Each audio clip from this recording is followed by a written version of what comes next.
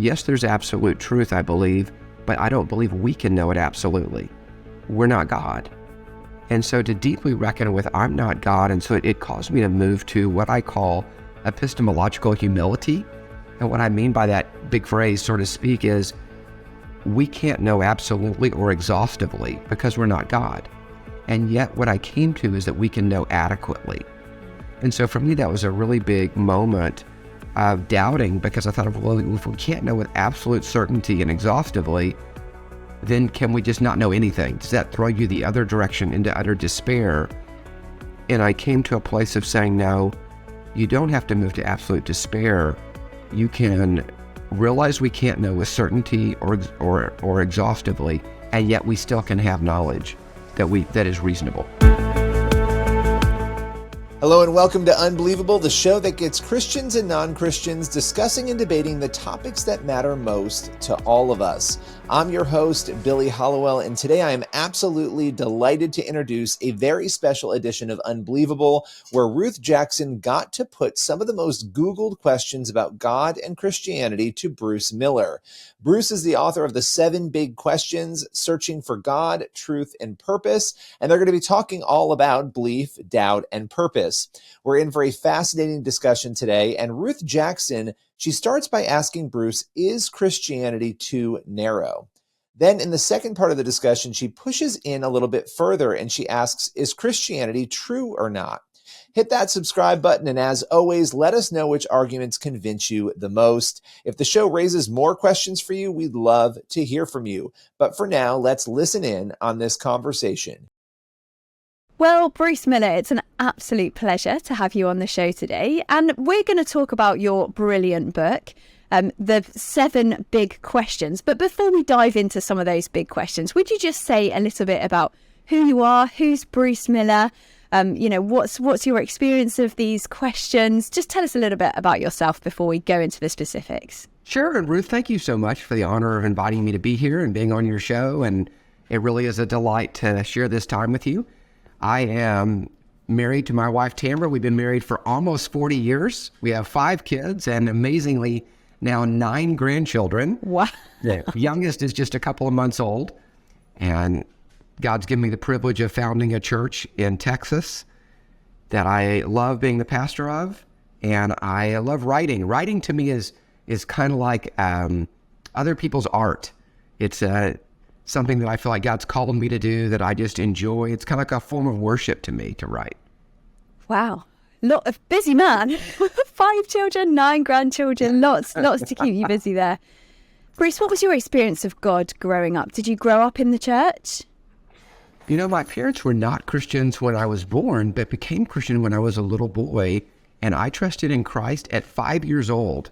And in a way that I just take no responsibility for, don't really know, but I'm thankful for. God just grabbed hold of me and implanted me in a strong, radical faith in Him that I've never really deviated from significantly.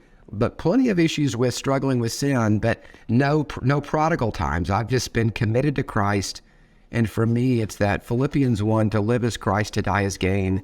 I just want to give my life to live for Christ. This might be a massive question, and I feel like it Go right ahead. It might come out in dribs and drabs as we do the next couple of episodes. But Bruce, why do you believe in God? If you had to kind of capture it in a nutshell, do you think? That's a great question. Probably two reasons. One, on the intellectual side, as I was doing my doctoral work in history of ideas at a secular university, one of the dimensions of the University of Texas, University of Texas at Dallas, I realized that every religion and worldview can be critiqued. At that time, deconstruction was certainly a big fad in the university, and Jacques Derrida and all this kind of thinking. And so I realized Christianity too can be critiqued, and you can poke holes in anything. But I realized that just on an intellectual level, Christianity holds more water, is more intellectually rigorous and stable than any other worldview or religion or point of view. And so I thought, just on the intellectual side, if you're looking for what's the most intellectually defensible, then it's Christianity. But on a personal level, it's my own experiences with God and the peace and the joy and the security that God has given me in all times in my life. just a real, genuine, honest, personal encounter with the living God and relationship that is growing deeper and deeper as I've gotten older. Tells me he's real. And Bruce, again, this might be quite a difficult question, but have you always been interested in these big questions? You said that you've sort of always been a Christian, but are the questions something you've grappled with the whole way along your journey, would you say? Yeah, thanks, Ruth. Great question. And yes, I have. I've sort of always been philosophically minded, theologically minded. Big questions have been appealing to me. So even in high school, I was reading in that time Francis Schaeffer and even John Calvin, and interested in the big ideas of who we are and what's reality and how do we know epistemology. And so I've grappled with those questions ever since I was probably a teenager, and at different seasons of my life have wrestled harder with those sorts of questions. And why did you write the 7 big questions? There was another gentleman who did some research on what are the most asked questions on the internet about God and faith and purpose, and found these were the 7 questions that were most asked on the internet on this topic of God and faith. And so I realized these are questions everyone has. Well, maybe not everyone, but lots of people have all over the world. And it's important to give answers to them in a way that doesn't require you to have read the Bible or been in church, but just humans, ordinary people, men and women, have these questions. They may not always vocalize them right away, but they're deep questions that all of us ask at one time or another in our lives, and should. And so what was it that made you, I guess that's one thing, isn't it, knowing those questions are out there, but what made you think, right, I'm going to give it a go, I'm going to tackle these questions? Was it something that had been kind of brewing for a while and you just thought now is the time because of this research? Well, it was something that was stirring in me, and I met someone who was involved in this ministry with this gentleman. It's called exploregod.com, and I got exposed to exploregod.com and decided, we should do a series at our church on these questions. And so we did. We did a sermon series now a number of years ago, and it just got so much response from people, not only for themselves, but also for their family members and friends who have these questions. And people said, Bruce, you ought to turn this into a book. You ought to write this because we need this, and our family and friends need a resource like this, something that you could hand to someone who's asking these questions, and they could read it, or you could read it together. And so that's really what sponsored it, is just real questions from real people and providing a help for folks. So I guess the obvious question is, what are those 7 questions, Bruce? Right. And so the 7 questions, this is the book. The 7 big questions are: does life have a purpose? Is there a God? Why does God allow pain and suffering? Is Christianity too narrow? Is Jesus God? Is the Bible reliable? And can I know God personally?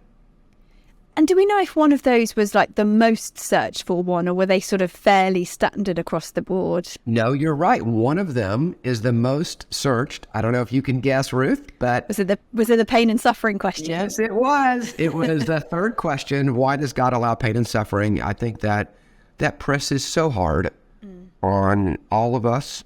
And if you're listening right now and you're going through a season of pain or suffering, my heart just goes out to you. It is hard.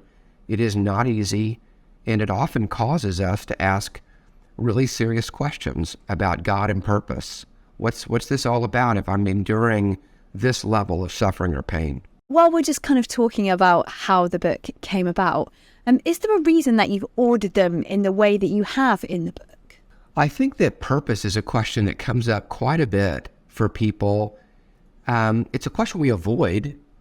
And yet it's a question that surfaces sometimes in hard moments, like we were talking about pain and suffering, in a moment of crisis. It also occurs in life transitions. People imagine, well, when I graduate, I'll figure out life's purpose, or when I get married or have a baby or get into a career, and then you cross those thresholds and you don't really find purpose. Or when I make a certain amount of money, maybe. Or I find people ask this question in the ordinary boredom of life. It's I wake up, I eat my breakfast, I go to work, I come home, eat my dinner, watch some television and go to bed and do it all over again and all over again. And what is the point? And it comes up there, and yet we dodge it because I think there's a fear that the answer will be there's not a purpose. And that just feels so dark that we don't want to face that. So we avoid the question with work and children and media. And yet maybe deep late at night when you're trying to fall asleep and you can't fall asleep, this question haunts you. And you've obviously touched on the question of purpose and suffering, and we're going to delve into all of them a little bit deeper. But do you have any idea why some of these questions are being Googled so much?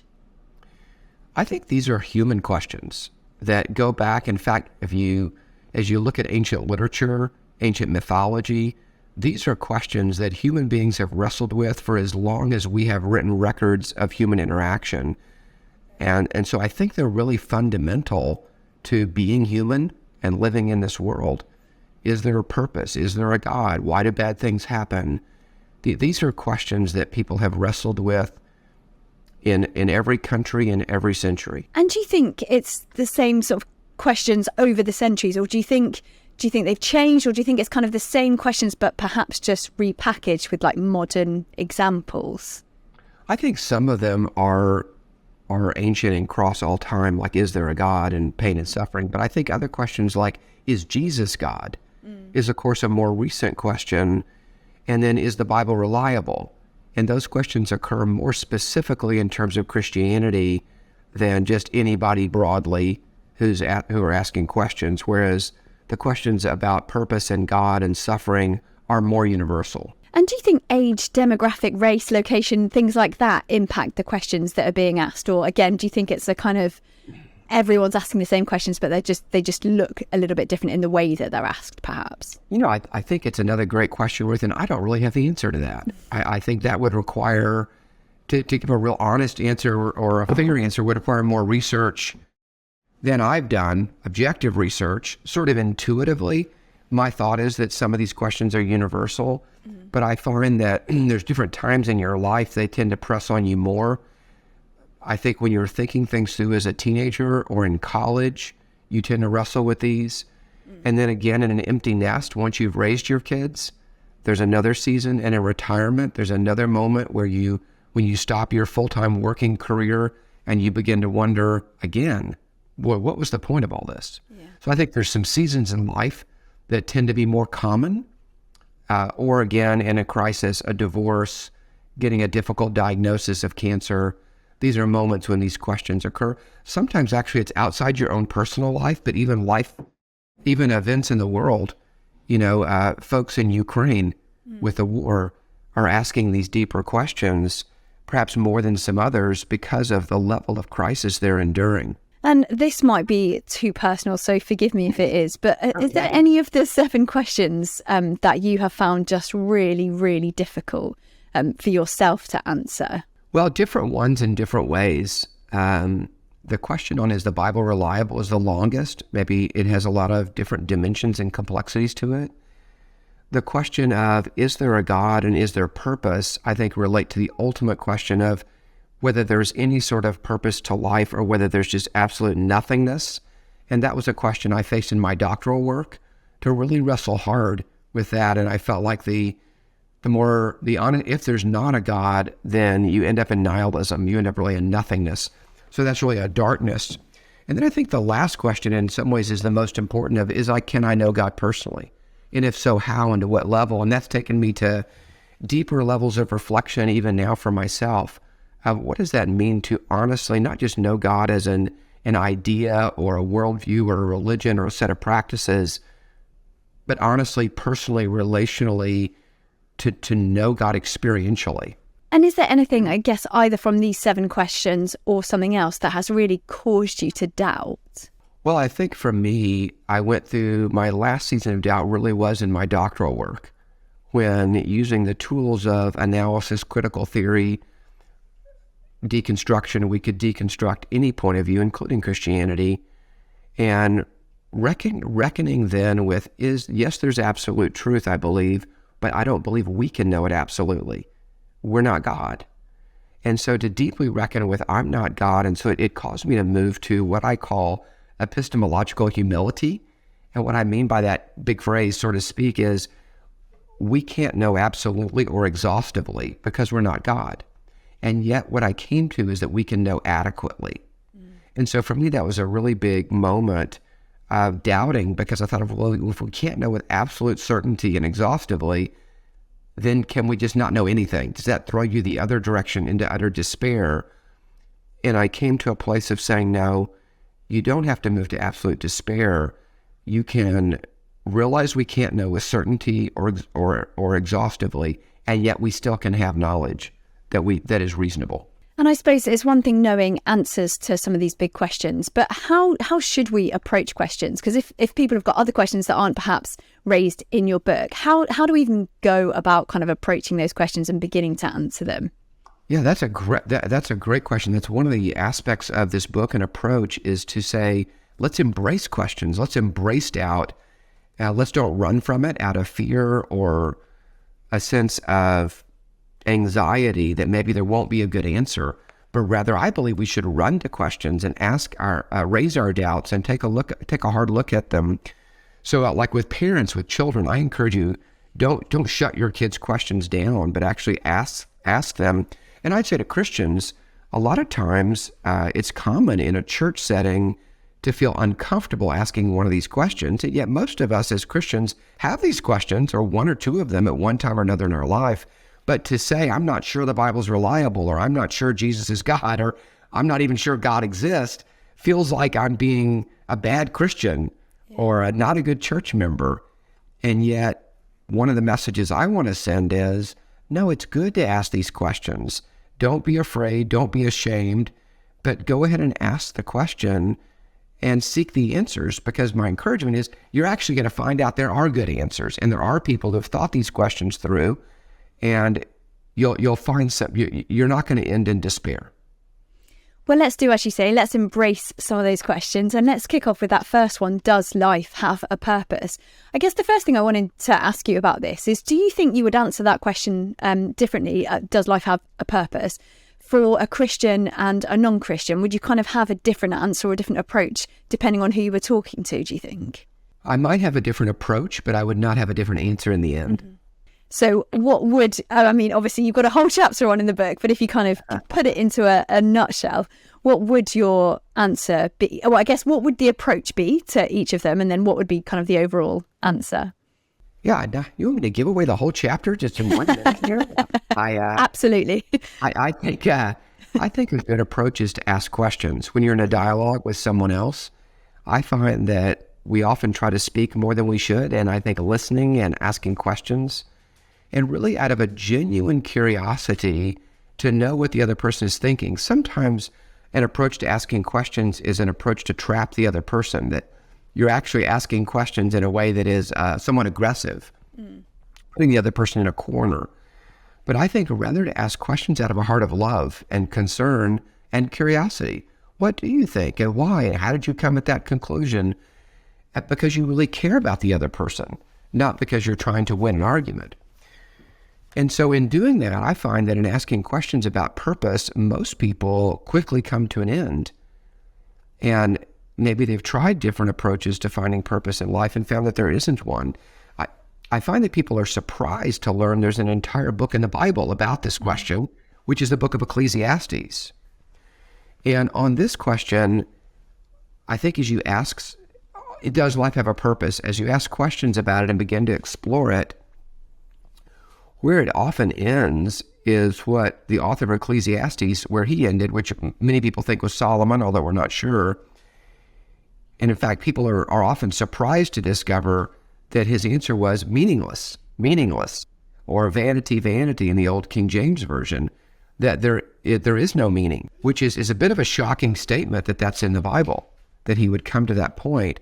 And I think as you're talking with someone, especially who's not a Christian, it's actually good to get to that place of, well, does making more money lead to purpose? Well, no. Well, what about achieving a higher and higher level in your industry, that you rise higher and higher? Well, no, that's not it. Well, having children, raising them, no, that's not it. And so when you look at Solomon, sometimes people wonder, well, if I just had enough money or opportunity, I could find purpose. You don't.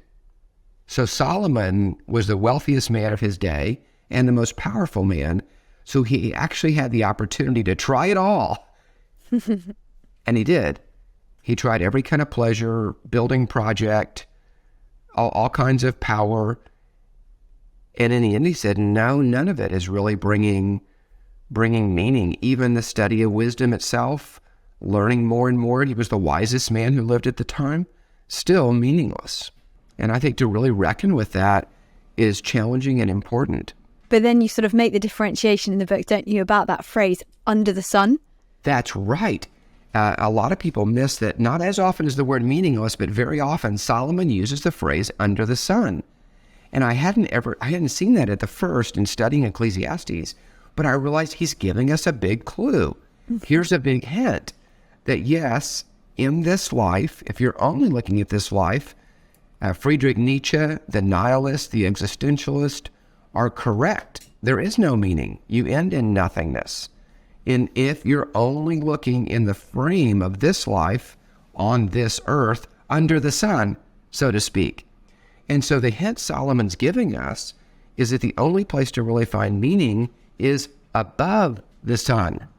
Above the sun, we have to look at a longer frame than just this life. There's another interesting, artful, poetic phrase in the middle of the book. He says, God has set eternity in our hearts. What an interesting phrase. And what he's pointing at is that all of us have this sense that there must be something more.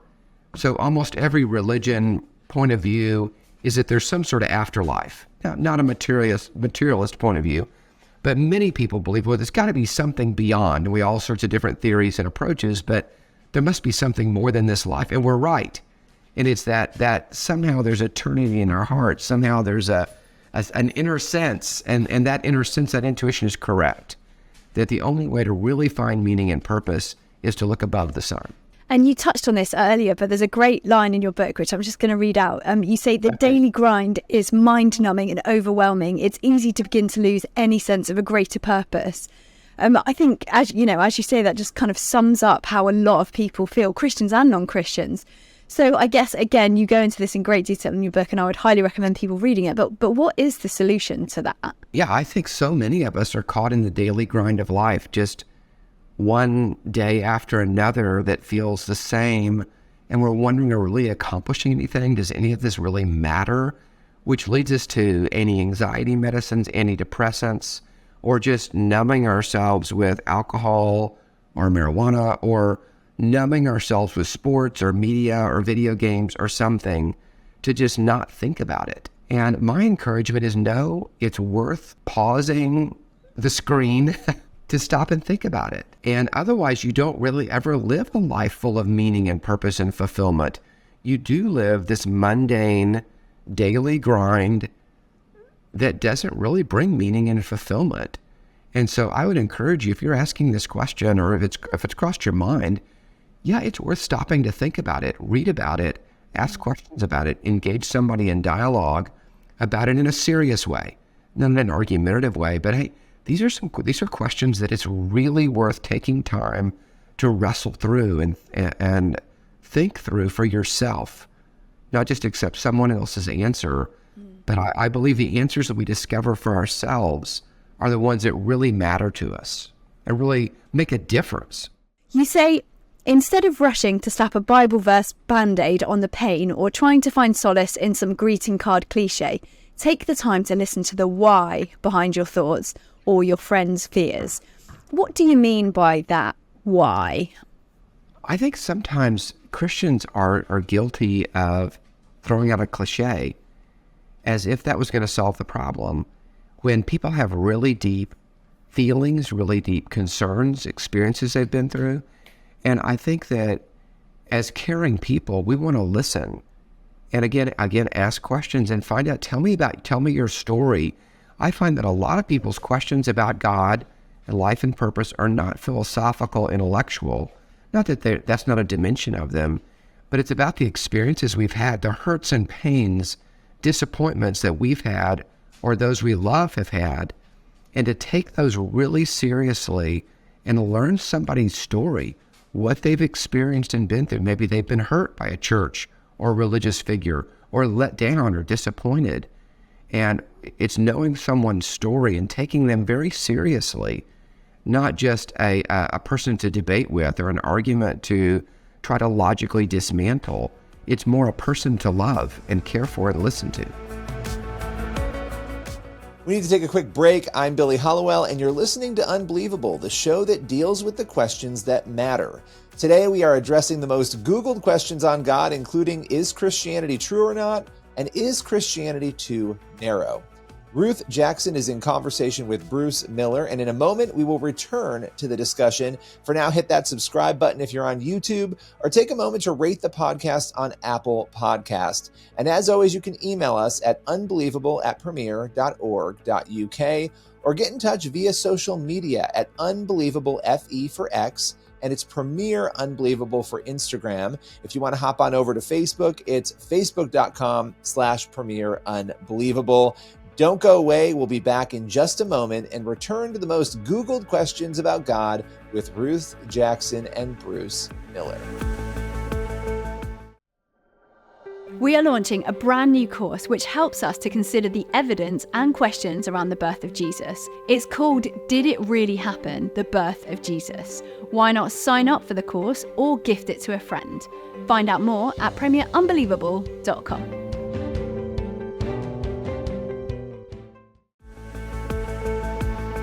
Welcome back. You're listening to Unbelievable, the show that gets Christians, skeptics, agnostics, and all those in between thinking about the topics that matter to all of us. I'm Billy Hallowell, and today we're showcasing a conversation between Ruth Jackson and Bruce Miller. He's the author of The 7 Big Questions, Searching for God, Truth, and Purpose. They're tackling some big questions today. In the first part, they asked, is Christianity too narrow? And now they're getting into, is Jesus really God? And did he really rise from the dead? Let's get right back into it. Well, Bruce, thank you so much for joining us again today. We're going to tackle another 2 of those big questions. The first of which, I'll just dive straight in, is Christianity too narrow? Now, that strikes me as being a big objection, particularly for non-Christians. Why do you think it is such a big objection? Why is Christianity too narrow? Yeah, it is a huge objection all over the world today, probably especially in the Western world, because we have valued tolerance so highly. And we've actually kind of redefined tolerance.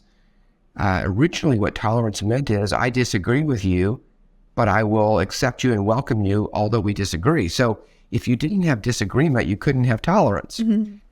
Ironically, today, we've redefined it as that your view is correct and my view is correct.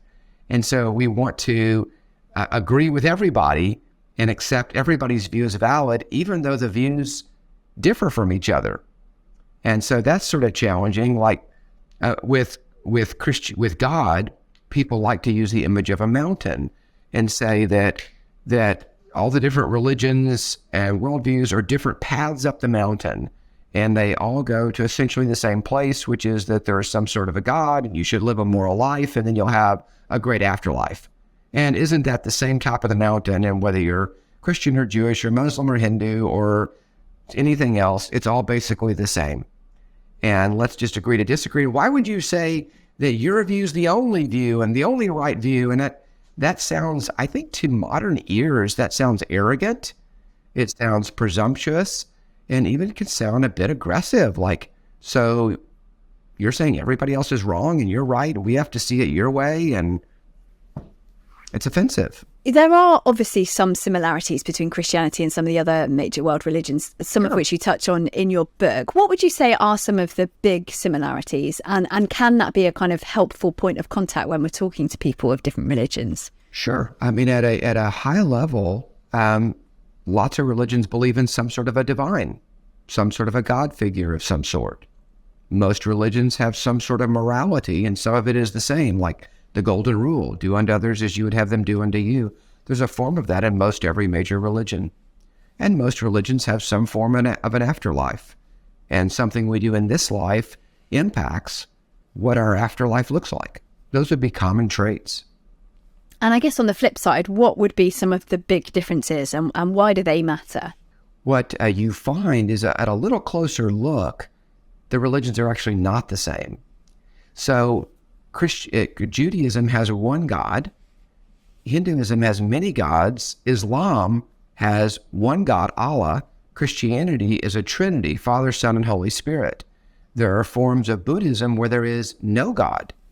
So how can you have many gods, no God, one God, and a Trinity? Those are not the same. And in fact, to say they're the same is insulting to every religion.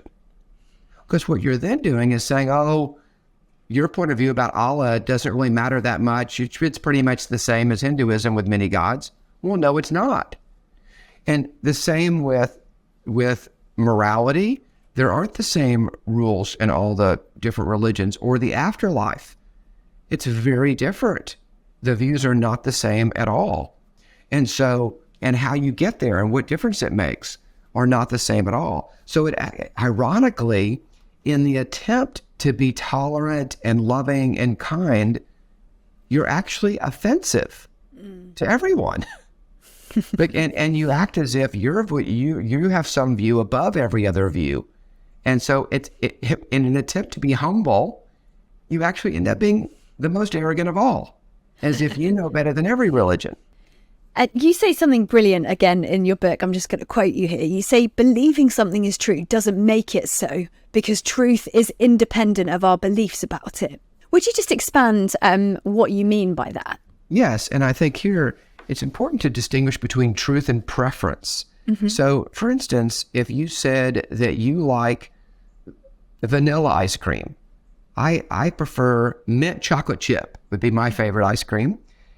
Well, neither of us is right or wrong. You like vanilla, I like mint chocolate chip.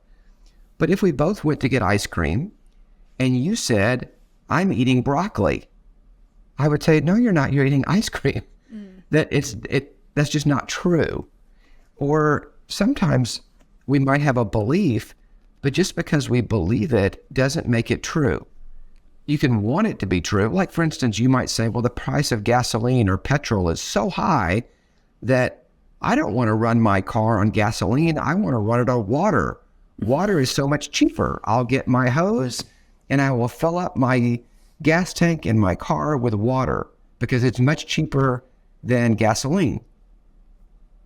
Well, you could you could believe that and you could do that, and your car will not run. Reality is quite stubborn that way. So then I guess that leads to the question of how do we know which religion, which worldview, which approach is true? That's exactly right. That's the $1 million question. That's where this chapter ends, is that you can't have it that all the religions are equally true. It's just, well, let me say it this way. You can say that, it's not rational. It doesn't really make good sense, and it's offensive. So yes, you can say that, you can make that point of view, but really, if you're being intellectually honest, it's that one of them is true or none of them are true. It's not that all of them are true. And with Christianity, what actually I find to be remarkable is that it's not exclusive. And so when you really look at what Christianity says, it says that God loved the whole world, so he sent his son, that God wants everyone to come to repentance. And it is actually inclusive of every race, every ethnicity, every kind of person, no matter what you believe, where you've been born, who you are in the world. And then when you look at objective reality, Christianity is the most ethnically, culturally diverse religion in the world, by far.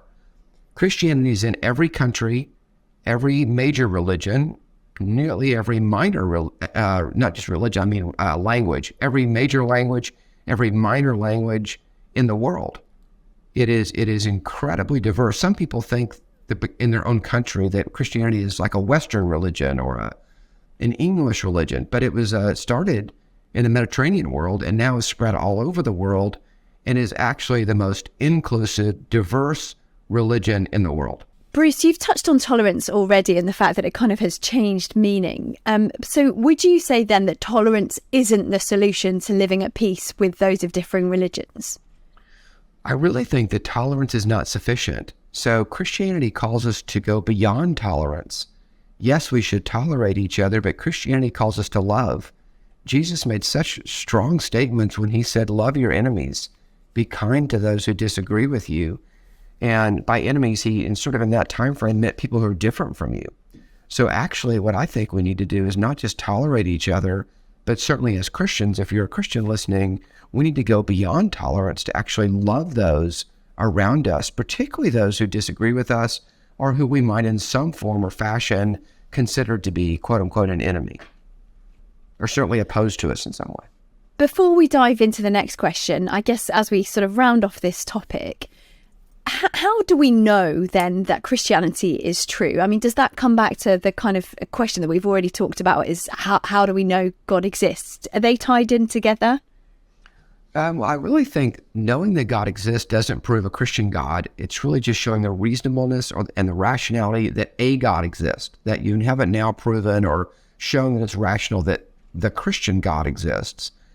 And I think looking at Christianity's inclusivity and breadth doesn't again prove that it's true. It really rises to the next question. It's really the next chapter, which addresses, is Jesus God, that drives straight at the heart of whether Christianity is true or not, which really is the question that we're left with. So the next question then, is Jesus really God? I mean, presumably the people Googling this question are at least, is somewhat interested in exploring Christianity, because I guess you wouldn't be thinking about whether Jesus was really God if you're completely apathetic and not interested in this. And Jesus is such an amazing figure. Almost everyone respects Jesus on one level or another as a great moral example, a great wise teacher, a religious founder. And so then once you have some respect for Jesus, however you've encountered him, and he's respected in other world religions too, many of them, you then ask, but is he God?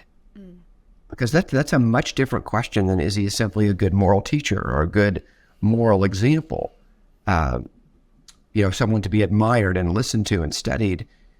But to say he's God is a whole nother question far beyond that. And why is there such a high respect for Jesus, do you think, among, peoples of all religions and none? Because even lots of atheists would say that, some of the morals that he espoused are helpful and good. I think that's a great question. I don't ultimately know the answer from people's points of view.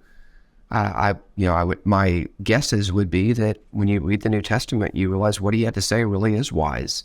It really is good. And it resonates deeply in our souls and our hearts. No matter what we believe, we realize, well, what he had to say was his parables really wise, and his life, as it's described in the four Gospels, is a great life of caring for people, doing miracles, reaching out to the least and the lonely, the marginalized of his day, and ultimately sacrificing his life. So, but I guess for Christians, it's not just that. He's not just a moral teacher. He's not just a good guy. He's not just someone who kind of sacrificed himself like a human would sacrifice himself. Christians believe that Jesus was God. So why does his divinity matter? That question of whether he was or wasn't God. Why is it an important question? It's really the heart of Christianity, is whether he's God or not, because if he's not God, he's not our Savior. And that's really the heart of Christianity. And so first you have to ask, why would anybody say he's God? And so to go back to ask that question, did Jesus claim to be God? What did he claim about himself? And as you go back and look at the Gospels, you realize he actually did. He claimed that he was the quote unquote I am, which is the name for God, Yahweh, in the Hebrew Bible. And the Jewish people wanted to stone him because they said he's committing blasphemy, he's claiming to be God. So now you're stuck in a hard position. What do you do with someone who claims to be God? Because frankly, Ruth, if one of my friends claimed to be God, I'd be quite concerned about that. Yeah, I would think they probably lost their mind, or they were just teasing me, kidding, or maybe there's a much bigger concern. And so that's a problem that Jesus claimed to be God. He's not been a great moral teacher. C.S. Lewis famously said it's a trilemma. Either he is lost his mind, he's a crazy person, he's insane, or he is an evil person. He's claiming to be God, and he knows he's God. He knows he's not God, and he's claiming to be God. That's manipulative. That's not good. He's a liar. So either he's a lunatic, or he's a liar, or he claimed to be God and he actually is. So he called it the lunatic, liar, Lord trilemma, that those are really your options. And C.S. Lewis pointed out Jesus didn't really leave us the option that he's simply a good moral teacher. That's not really a live option since he claimed to be God. And then you think, okay, then what did his followers believe? Because here's people who, Peter, James, and John, his 12 apostles, they were fishermen, they were tax collectors, they're all kind of regular people, and they followed him around for 3 years listening to him. They were his friends. They ate together, they hung out together, and now their friend is claiming to be God. Well, back to me with my friend, what would my friend have to do for me to believe, they really are God? And so it's amazing that these Jewish people who believe there is only one God, because they were all Jewish, his original followers, all claim, when you read the New Testament letters, when you read what Paul said and Peter, they claim Jesus is God. And so we're left with Jesus claimed he's God, and the people who were his friends, his closest followers who knew him best, claim he's God. That's remarkable. And obviously a big part of that is the resurrection. You discussed that in great detail in the 7 big questions. How did you personally become convinced of this core belief of Christianity, that the resurrection did actually happen? Yeah, as I studied in the Bible, the chapter you want to go to is 1 Corinthians 15, is the chapter on resurrection in the Bible. And I began to study the resurrection in the Bible and then in history and look at the evidence for it and realized that this really is the most important question. It's the turning point question for Christianity.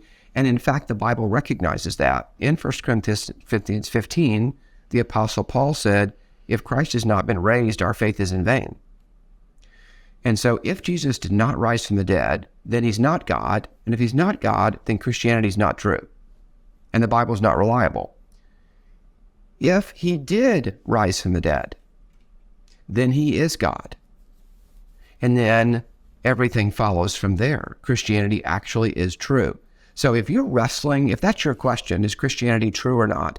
I would encourage you to focus on the resurrection of Jesus Christ. There are a lot of extraneous questions. What about the dinosaurs? And on and on and on, all sorts of interesting questions that are worth asking and talking about.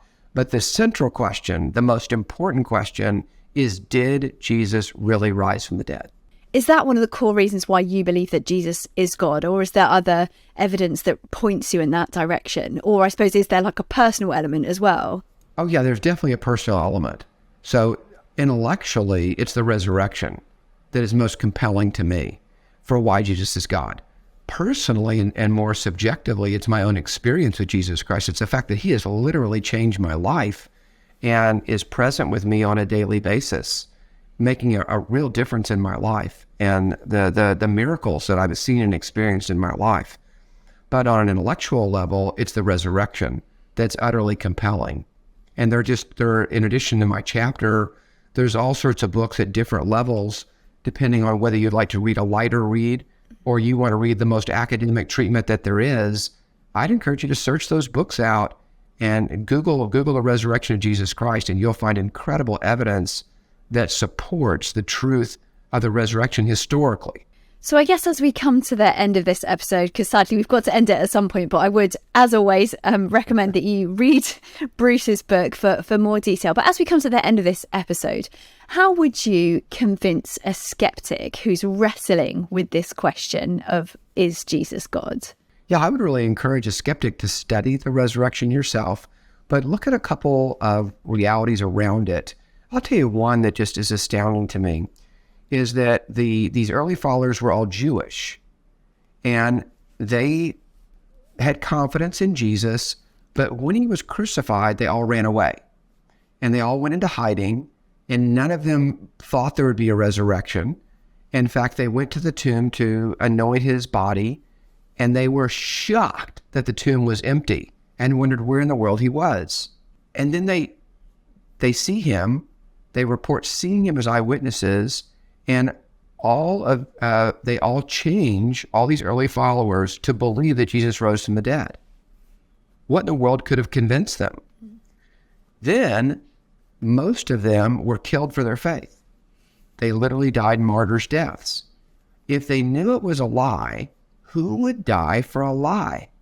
That just doesn't make sense. They must have really believed it.